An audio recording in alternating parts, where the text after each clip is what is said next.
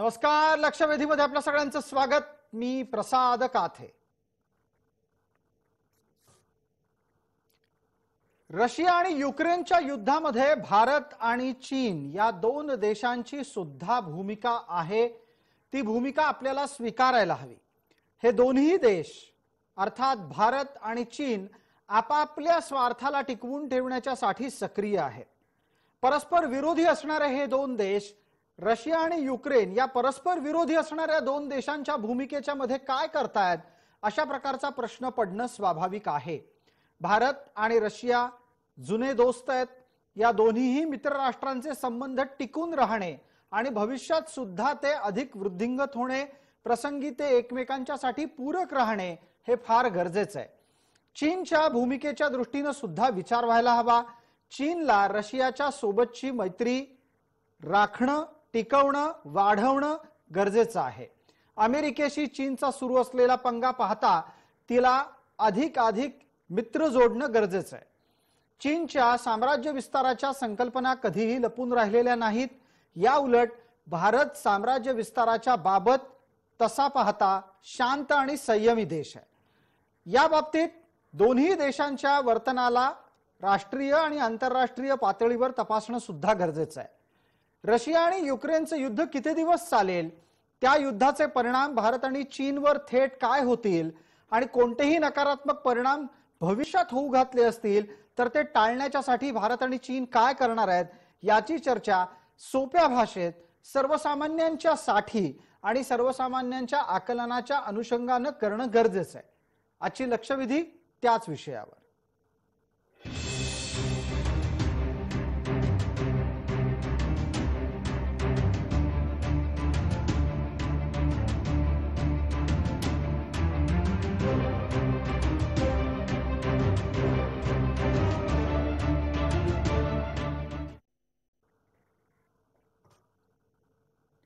या चर्चेमध्ये आपल्या सोबत सहभागी होणाऱ्या मान्यवरांचा मी आपल्याला पटकन परिचय करून देतो. आपल्या सोबत राजकीय विश्लेषक या नात्याने संजयजी ठाकूर आहेत. आपल्या सोबत आंतरराष्ट्रीय विषयांचे अभ्यासक विजय खरेजी आहेत आणि काही वेळातच आपल्या सोबत अभ्यासक परिमल माया सुधाकर जोडले जात आहेत.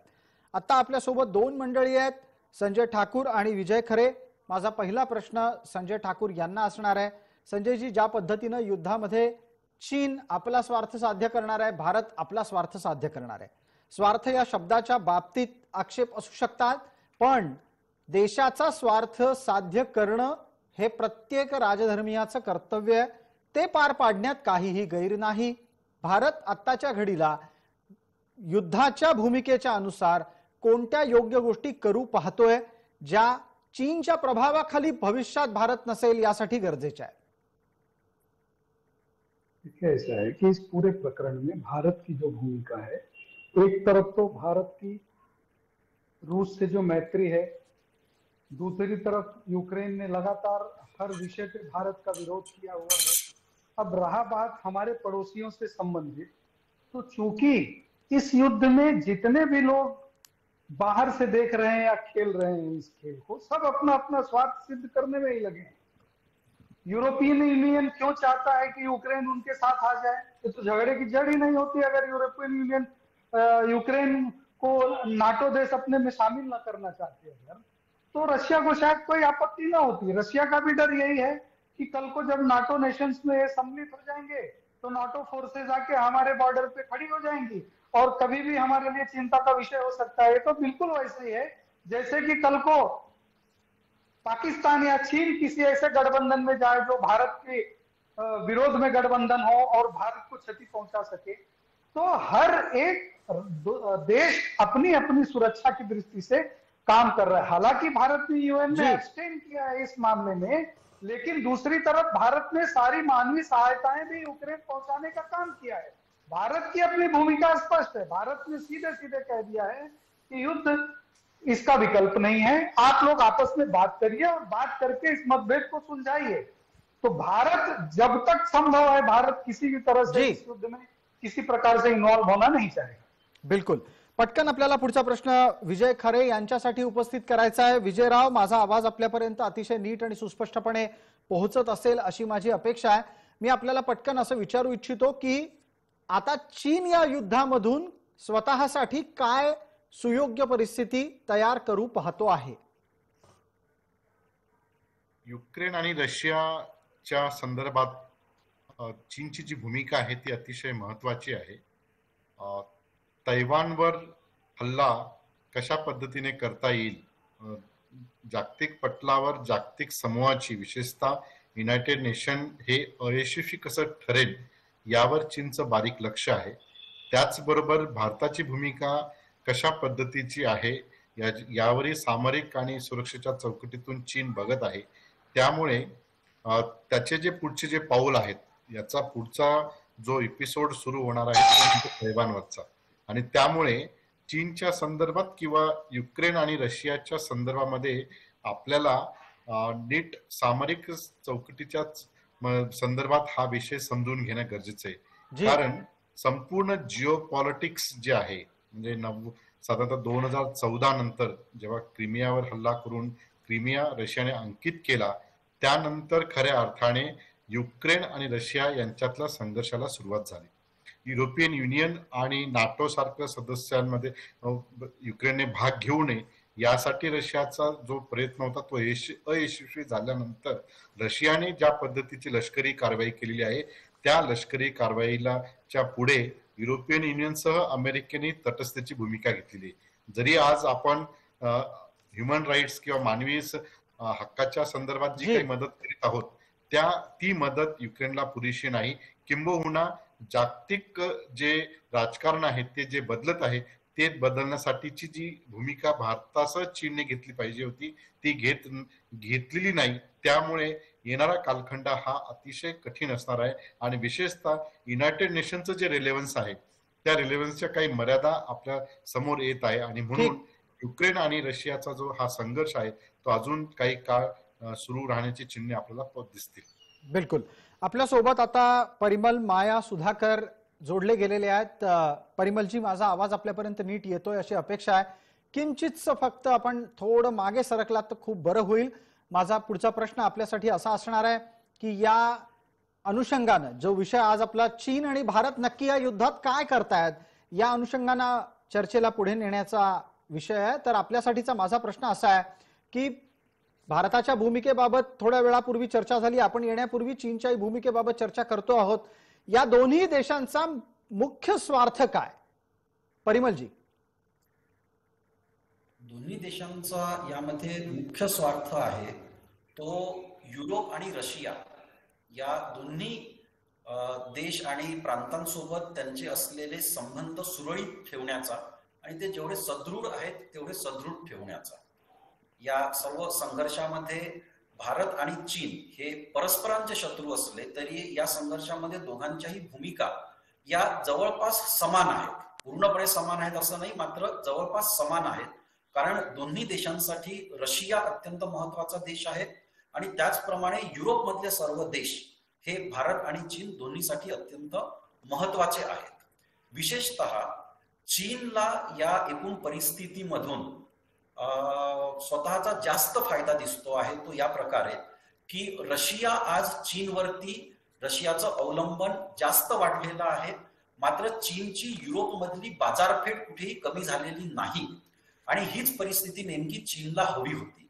त्यामुळे या युद्धातून खरोखर जर कोणाचा फायदा होत असेल तर आज तो चीनचा फायदा होतो आहे असं आपल्याला दिसतंय की रशियाला आज चीनला स्वतःकडचा गॅस हा अत्यंत कमी पैशात देण्यापासून आज गत्यंतर उरलेलं नाही आणि चीनला त्यांचा अत्यंत आवश्यक असलेले एनर्जी सोर्सेस, इंधन हे रशियाकडून आता आयते स्वस्त दरामध्ये मिळणार आहेत.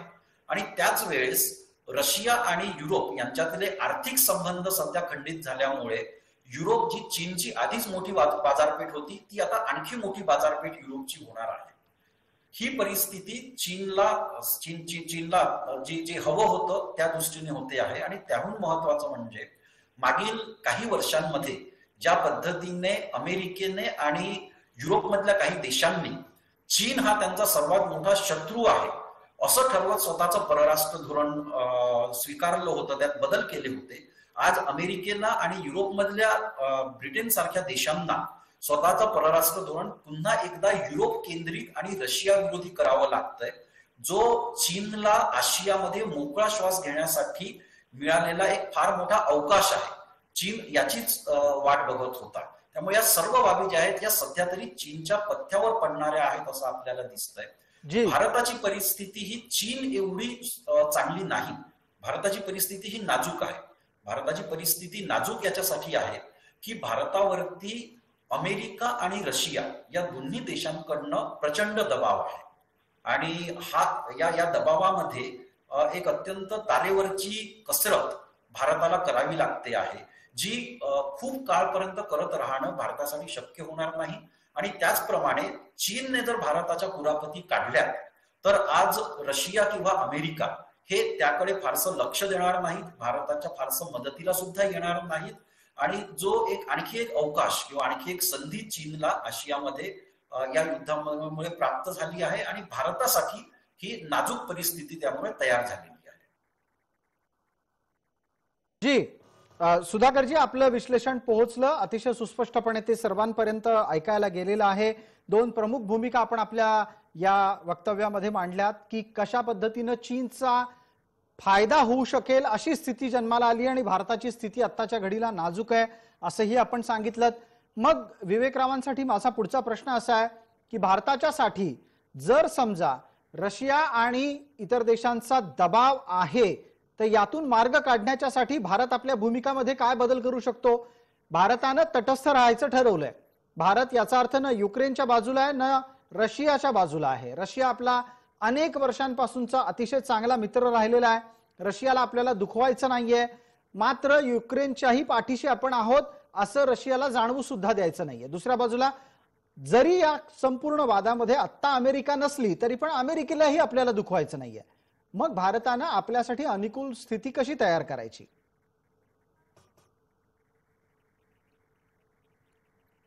कोणासाठी प्रश्न हा? विजयराव आपल्यासाठी प्रश्न आहे, आपण बोलायला सुरुवात करावी. युक्रेन मधील जे भारतीय आहेत, जोपर्यंत त्यांचं पूर्णपणे इव्हॅक्युएशन होत नाही तोपर्यंत भारत सरकार आपली भूमिका जी आहे ती स्पष्टपणे जागतिक पटलावर आणणार नाही. मला असं वाटतं की वेट आणि वॉचची ही भूमिका केवळ दोन गोष्टीसाठी आहे. सामरिक हा भाग जरी असला तरी पहिल्यांदा जे भारतीय युक्रेनमध्ये अडकलेले आहेत त्यांना इव्हॅक्युएट करणं किंवा बाहेर काढणं हे पहिलं प्राधान्य असल्या कारणाने आज भारताने खऱ्या अर्थाने आपले जे सामरिक जी चाल आहे ती पुढे केलेली नाही हे आपल्याला प्राथमिक दर्शन दिसत आहे. परंतु या संपूर्ण जो प्रश्न आहे यामध्ये जो मूलभूत प्रश्न आहे की यापासून येणाऱ्या कालखंडात जागतिक पटलावर काय बदल होतील. जसं लीग ऑफ नेशन दुसऱ्या महायुद्ध थांबवण्यासाठी अयशस्वी ठरली तसं युनायटेड नेशन हे जर पुढे आण्विक शस्त्रांचा वापर केला आणि जर पुढे काही इतर संघर्षाचे तो अधिक वाढला तर युनायटेड नेशन कमकुवत झालं की काय ही शंका आपल्या पुढे येऊ शकते. आणि त्यामध्ये चीनकडे असणारा व्हिटो पॉवरचा वापर करून रशियाकडे असणारा व्हिटो पॉवर असल्या कारणाने ही दोन्ही राष्ट्र सध्या युनायटेड नेशनला हतबल करून सोडतील. आणि म्हणून आज भारताचे जे प्रश्न आहेत या संदर्भामध्ये जे जिओपॉलिटिकली जे आपल्याला भूमिका घ्यायची त्या भूमिकेमध्ये आज काही सध्या मर्यादा आपल्याला दिसत आहेत आणि त्या मर्यादेचे कारणही म्हणजे आपली जी नागरिक आहेत जोपर्यंत इव्हॅक्युएशन होत नाही तोपर्यंत आपली भूमिका स्पष्टपणे आंतरराष्ट्रीय पटलावर येऊ शकणार नाही. एक प्रश्न उत्सुकतेच्या पोटी पण आहे, तो तसा जनमानसात सुद्धा चर्चेला जातोय. तो विजयराव आपण त्यावरही प्रकाश टाकावा आणि परिमल माया सुधाकर यांनाही त्या प्रश्नावर मी बोलतं करणार आहे. त्याच्यानंतर संजयजी ठाकूर बोलतीलच राजकीय दृष्ट्या त्या मुद्द्यावर. प्रश्न वेगवेगळे आहेत पण आत्ताच्या घडीला परिमलजी आणि विजयराव आपल्यासाठीचा एक प्रश्न समान आहे. दोघांसाठी मी 30 सेकंद देतो. आत्ताच्या स्थितीचा वापर करून सुरक्षा परिषदेमध्ये आपलं स्थान निर्माण करणं, ते कायमस्वरूपी करणं आणि त्याद्वारे आंतरराष्ट्रीय पटलावर स्वतःला बळकट करणं हे भारताला करता येऊ शकतं का? हा मुद्दा सुरक्षा परिषदेच्या दृष्टीनं सुद्धा आणि भारताचं त्यातलं स्थान महत्त्वाचं करण्याच्या दृष्टीनं सुद्धा वापरता येईल का? आधी विजयराव आपण 30 सेकंदात उत्तर द्यावं आणि नंतर परिमलजी. युनायटेड नेशनची जी सुरक्षा मंडळ आहे त्याची पुनर्रचना एवढ्या घाईघाईत करणं शक्य नाही आणि त्याच्यासाठी लागणारं जे बळ आहे म्हणजे गेल्या 2 दशकापासून युनायटेड नेशनचं पुनर्रचना व्हावी. भारतासह दक्षिण आफ्रिका, ब्राझील, जर्मनी, जपान की ज्यांचं विशेषतः जपान आणि जर्मनी यांचं फायनान्शियल कॉन्ट्रीब्युशन भारतापेक्षा फार मोठं आहे आणि त्यांचा असा क्लेम आहे की जर आम्ही युनायटेड नेशन सस्टेन करण्यासाठी फायनान्शियल कॉन्ट्रीब्युशन करत असू तर आमचा पहिल्यांदा क्लेम आहे.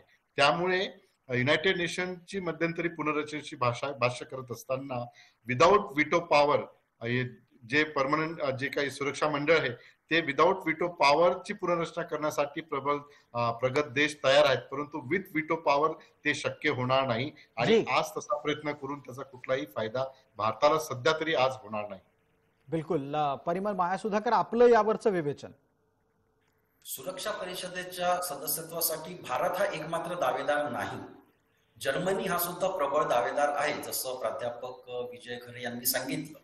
आणि आज जर्मनीने रशियाच्या विरोधात जेवढी ठाम भूमिका घेतली आहे त्यावरून रशिया जर्मनीला कदापि संयुक्त राष्ट्र सुरक्षा परिषदेचं सदस्यत्व देणार नाही आणि फक्त भारतासाठी म्हणून सुरक्षा परिषदेचा विस्तार होणार नाही हे आपल्याला कळालं पाहिजे. युद्धजन्य परिस्थितीमध्ये कोणताही देश हा दुसऱ्या कोणत्याही देशाला सुरक्षा परिषदेचं कायम सदस्यत्व देऊन जास्त प्रबळ होऊ देणार नाही. त्यामुळे सुरक्षा परिषदेचा विस्तार हा शांततामय परिस्थितीतच होईल किंवा संयुक्त राष्ट्र पूर्ण विस्कळीत झालं आणि एक नवी जागतिक संघटना बांधण्यात आली तर त्याच्यामध्ये होईल. त्याच्याशिवाय भारताला किंवा इतर अन्य कोणत्याही देशाला सुरक्षा परिषदेचं स्थायी सदस्यत्व मिळणार नाही.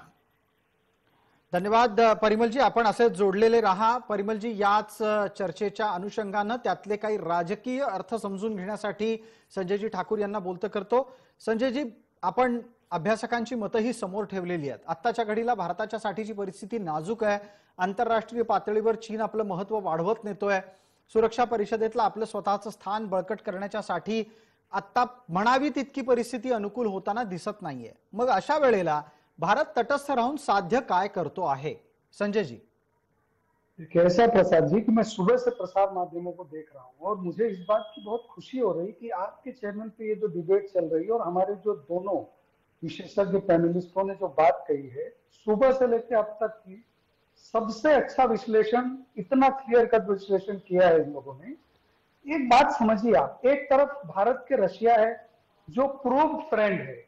आज भी भारत के 60% के आसपास मेरे ख्याल में रक्षा उपकरण हमको रशिया से ही मिलते हैं. दूसरी तरफ अमेरिका हमारी तरफ बढ़ा रहा था हाथ, हम अमेरिका के नजदीक जा जरूर रहे थे, लेकिन जब हमको जरूरत पड़ी थी तब हमको काम रशिया आया था, न कि अमेरिका आया था. उल्टा अमेरिका ने हमको उस समय धमकाने की कोशिश की थी.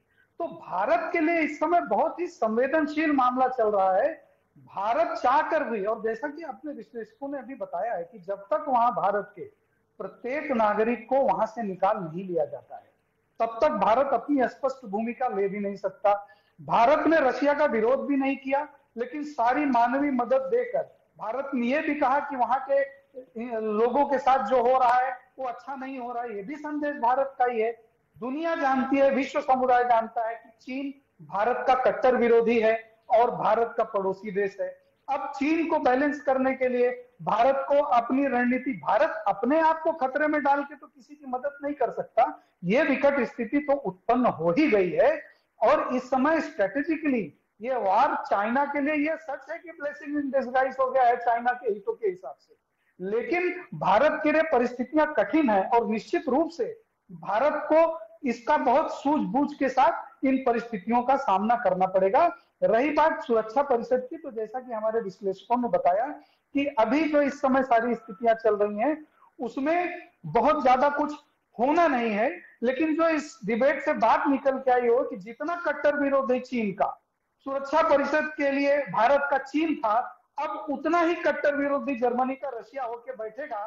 तो इसलिए कुछ इक्वेशन बदलेंगे जरूर, लेकिन ये परिस्थितियां क्या होंगी ये आने वाले समय में ही क्लियर होंगी. जी, फिलहाल आज के दिन में इस पे कोई भाष्य करना मुझे नहीं लगता है कि निर्णायक भाष्य कोई किया जा सके. जी, चर्चेच्यासाठी पुढच्या मुद्द्याच्या अनुषंगानं आपल्या सोबत असलेल्या इतर मान्यवरांना पटकन बोलतं करतो. माझा पुढचा प्रश्न आता परिमल माया सुधाकर यांच्यासाठी असेल.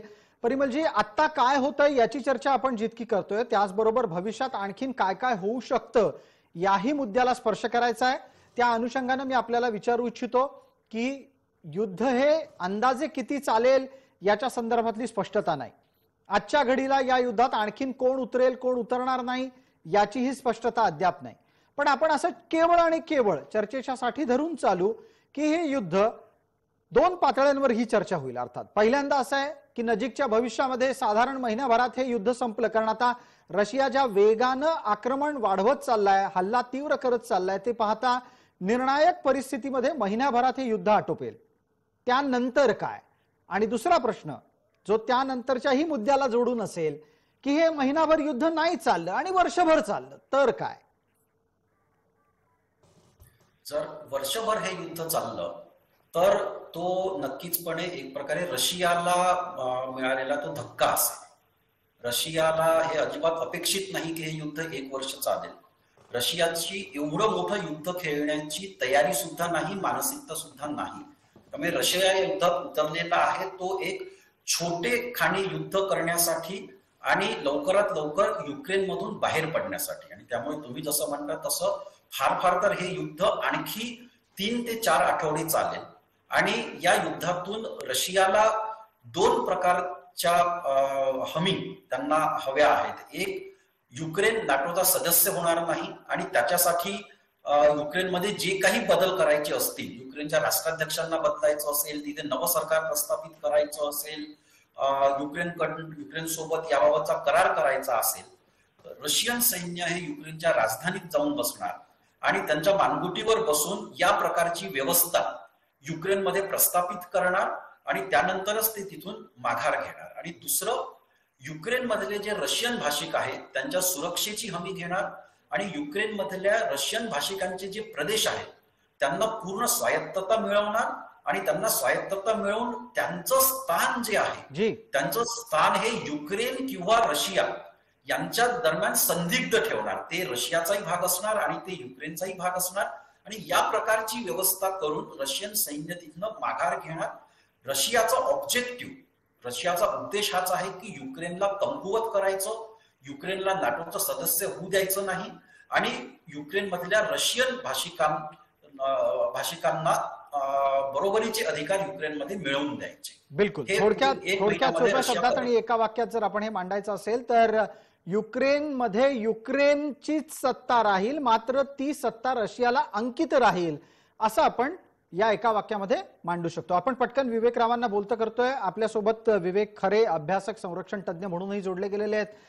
विवेकजी, विजयराव, आपण या चर्चेच्या निमित्तानं आता असा मुद्दा उपस्थित करतोय की समजा भविष्य काळामध्ये ज्या पद्धतीनं रशियानं युक्रेनला अंकित करून आपलं सरकार तिथे चालवायला प्रयत्न केला की स्वाभाविकरित्या युरोपातलं रशियाचं स्थान आणखीन बळकट होऊ शकतं.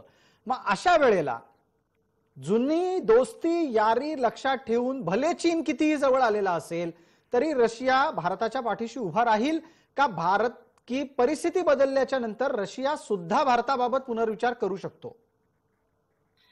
आमच्या आंतरराष्ट्रीय राजकारणात आम्ही जेव्हा शिकवतो त्यावेळेस आंतरराष्ट्रीय राजकारणात कोणीही परमनंट मित्र नसतो आणि कोणी शत्रू नसतो. तर बदलत्या परिस्थितीनुसार ते राष्ट्र ते धोरण ठरवित असतात. म्हणजे शीतयुद्धाच्या कालखंडात रशियाने भारताला काय दिलं, काय केलं, त्यापेक्षा आजची रियालिटी काय आहे त्याच्यावर तो राष्ट्र ध्येय धोरण ठरवित असतात. आणि त्यामुळे येणाऱ्या कालखंडामध्ये रशिया आणि भारत यांचे सामरिक आणि संरक्षणरित्या जेवढी भागीदारी स्ट्रेंथन आहे त्यामुळे कुठलीही शंका मनात नाही की भारत आणि रशिया दोघं एकमेकांना क्रॉस इंटरेस्ट असे डिसिजन घेतील. परंतु रशियाचा जर विचार, चीनचा जर विचार करता म्हणजे मधल्या कालखंडामध्ये हा एक ऐतिहासिक असा म्हणजे त्याला हिस्टॉरिकल पर्स्पेक्टिव्ह या प्रश्नांमध्ये जर बघितलं सोव्हिएत एम्पायर आणि चायनीज एम्पायर यांच्यातला जो सांस्कृतिक आणि ऐतिहासिक संघर्ष आहे याचे डायमेन्शन नीट बघितले पाहिजे.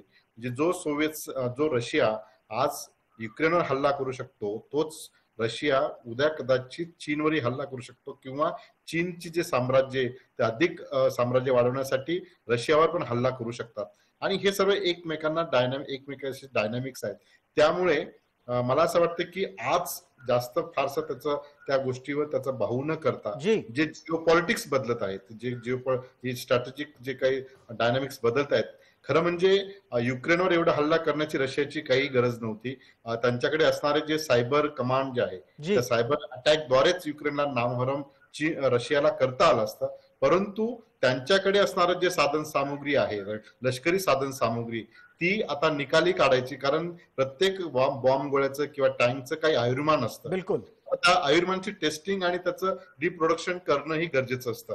म्हणजे त्याचा वापर व्हावा, त्याचं पुन्हा प्रोडक्शनसाठी मार्केट अवेलेबिलिटी व्हावी. आणि म्हणून अमेरिकाही आज शांत आहे, कारण त्यांना ह्या संघर्षामुळे जागतिक पटलावर भारत सारखे आणि इतर जे विकसनशील देश आहेत हे मार्केट अवेलेबिलिटी मिळणार आहे. बिलकुल. विजयराव, एक अत्यंत सामान्य भाषेमध्ये आणि सामान्यांना समजेल असं एक उदाहरण या निमित्तानं मी देऊ इच्छितो. हलवाई दररोज मिठाई बनवत असतो आणि त्याला जेव्हा असं लक्षात येतं की आपली मिठाई आता विकली जात नाहीये ज्या दराला तो विकतोय, तर ती खराब व्हायच्या आधी तो ती अधिकाधिक स्वस्त दरामध्ये काढतो, म्हणजे जेणेकरून नवी मिठाई पण त्याला तयार करता येते. तुम्ही जे युद्ध गोळ्याचं उदाहरण दिलं त्या अनुषंगानं हा विषय समोर आला. त्याच अनुषंगानं पुढचा विषय पण घेतो आणि त्यात भारताच्या बाबतीतला चष्मा घालून हा प्रश्न आपण पाहावा अशी माझी विनंती आपण दोघाही अभ्यासकांना आहे. माझा पहिला प्रश्न विजयराव आपल्याला असेल, त्यानंतर परिमलजी आपल्यासाठीचा पुढचा प्रश्न. संरक्षण विषयक सुद्धा या युद्धाच्या नंतर अनेक परिमाणं बदलू शकतात. भारताला रशियाच्याकडून मिळणारं संरक्षण साहित्य हे अमेरिकेच्या तुलनेमध्ये स्वस्त असतं आणि ते आतापर्यंत तरी आपण मोठ्या प्रमाणात खरेदी करत आलेलो आहोत. या युद्धाच्या नंतर चीन आणि भारत या दोघांचीही संरक्षण साहित्याची गरज आणि त्याला भागवण्याची क्षमता याबाबत रशियाची ताकद कमी जास्त होऊ शकते का? निश्चितच आपल्यावर कदाचित जर आपण जास्तच प्रो रशियन भूमिका घेतली तर S-400 ज्या मिसाईल्सचे जो करार केलेला आहे त्याच्यावर कदाचित अमेरिका आपल्यावर सुद्धा सँक्शन लावण्याची शक्यता आहे. आणि ते जर सँक्शन्स डिक्लेअर झाल्यात तर आपल्याला रशिया सोबतच जास्त स्ट्रॅटेजिक पार्टनरशिप करावी लागेल आणि चीनला काउंटर करणं गरजेचं आहे. त्यामुळे खूप बॅलन्स, म्हणजे हे जे क्रिटिकल प्रश्न आहेत विशेषतः संरक्षण साधन सामुग्रीच्या संदर्भामध्ये जे करार आहेत, पण त्याहीपेक्षा अमेरिकेलाही भारताची तेवढीच गरज आहे चीनच्या विरुद्ध काउंटर करण्यासाठी. आणि म्हणून अमेरिकाही कदाचित येणाऱ्या कालखंडामध्ये त्या निमित्ताने अजून सँक्शन डिक्लेअर ऑफिशियली केलेली नाहीत, परंतु तशा पद्धतीची प्रक्रियाही राबवणार नाही. परंतु आपली जी भूमिका आहे ती अमेरिकेच्या हितासाठी चीनला काउंटर करण्यासाठी होऊ नये. म्हणजे मला असं वाटतं की भारत हा एक मोठा देश आहे, लोकशाही प्रधान देश आहे.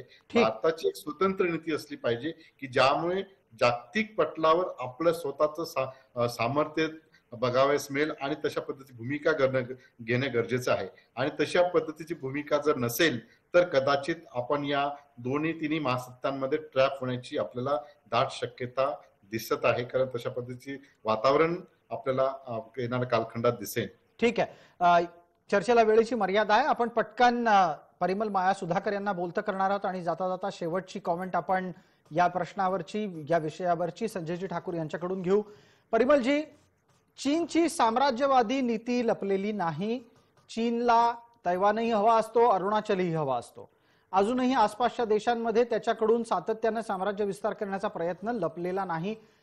या युद्धाच्या नंतर समजा रशिया आपल्या पाठीशी आहे असं समजून चीन आपल्याशीच थेट आणखीन युद्धखोर भूमिकेतून वागला तर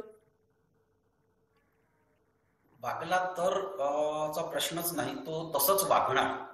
कारण आज चीनला पूर्ण हमी मिळाली आहे की रशिया चीनच्या विरोधात जाणार नाही, रशिया भारताच्या बाजूने उभं राहणार नाही, रशिया तटस्थ राहणार. आणि अमेरिका, युरोप हे युक्रेनमध्ये गुंतलेले आहेत. त्यामुळे आपल्याला आज सर्वात मोठा धोका जो उत्पन्न झालेला आहे तो चीनच्या कुरापतींचा आहे. आणि हे सुद्धा युक्रेन प्रश्नावरून अगदी स्पष्ट झालेलं आहे की कोणताच देशाच्या मदतीला जाणार नाही आजच्या जागतिक राजकारणामध्ये. भारताच्या मदतीला सुद्धा हिमालयामध्ये इतर देश धावून येणार नाहीत. भारताला त्यासाठीची सर्व संरक्षण तयारी राजनीय तयारी ही आतापासूनच ठेवावी लागणार जी. आणि युद्ध नीतीमध्ये चीन हा धक्का देण्याबाबत धोका देण्याबाबत त्याची ख्याती आहे. त्यापासून आपल्याला दिवस रात्र डोळ्यात तेल घालून सावध राहावं लागतं. बिलकुल. पटकन या निमित्तानं संजयजी आपल्याला बोलतं करतो. संजयजी, थोडक्यात रात्र वैर्याची आहे आणि दिवस सुद्धा वैर्याचेच आहेत. भारत आणि भारताचं सरकार हे येत्या दिवसांमध्ये चीन पासून सगळ्यात जास्त सांभाळून राहायला लागेल अशा स्थितीला सामोरं जायला कितपत तयार आहे? निश्चित तौर पे भारत सरकार उस दिशा में, भारत सरकार के प्रधानमंत्री से लेके सारे लोग उस दिशा में बहुत प्रयास कर रहे हैं. इन सारे विश्लेषणों में एक चीज नहीं भूलना चाहिए कि विश्व समुदाय के लिए भारत भी एक बड़ी महासत्ता है और इसके साथ में भारत ही पूरे विश्व का सबसे बड़ा उपभोक्ता बाजार भी है. भारत को किसी भी देश को इतने आसानी से नेग्लेक्ट करना आसान नहीं होगा. हालांकि चीन धोखेबाज है, लेकिन एक बार धोखा करने के बाद दोबारा चीन कामयाब नहीं हुआ है. न चीन का इतिहास है किन्हीं देशों के साथ बहुत लड़ाई लड़के बहुत जीत लेने का. चीन के पास शक्ति ज्यादा दिखती होगी, आर्थिक मजबूती ज्यादा होगी, लेकिन मैं विश्वास के साथ कह सकता हूं कि तैयारी और मनोबल भारत का भी कम नहीं है. और चीन ने ये गलती करी तो चीन को भी इसके बहुत भयानक परिणाम भुगतने पड़े. बिलकुल. धन्यवाद. आपण सर्व मान्यवर या चर्चेमध्ये सहभागी झालात त्यासाठी आणि वेळेमध्ये आपलं मतप्रदर्शन केलं त्यासाठी सुद्धा. चर्चेला वेळ मर्यादा आहे. आपण या लक्षवेधीला इथेच विराम देतोय. लक्षवेधीच्या या भागामध्ये तुर्तास इतकंच. सर्व प्रेक्षकांना जय महाराष्ट्र.